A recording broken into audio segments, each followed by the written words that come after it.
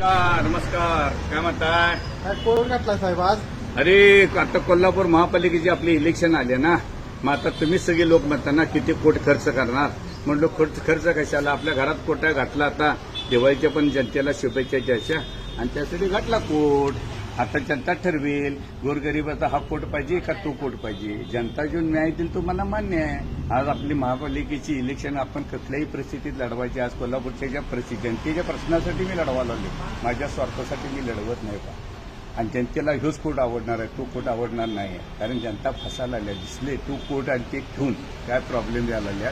पण हा गोरगरिबाचा कोट आहे. तर जनतेनं पण बघितलं आमच्याकडे पद होती, पद नाहीत. आता पद असताना पण आम्ही काय केले, काय कोट घातल्यात का नाही किंवा कोट मिळवल्यात का नाही. आता ह्यो आमच्या लग्नातला कोट आहे, तोच कोट घालून मी जनतेकडे जाणार आहे. माझ्याकडे ह्योच कोट आहे. तुम्हाला जो कोट पसंत असला तर मला साथ द्या आणि मला निवडून द्या. एवढीच माझी तुम्हाला विनंती आहे. विखे साळुंखे सरदार. जय हिंद जय महाराष्ट्र. परत एकदा जेवायच्या तुम्हाला सर्वांना हार्दिक शुभेच्छा. आनंद असाच आयुष्यभर राहू मी ईश्वरापत्र प्रार्थना करतो.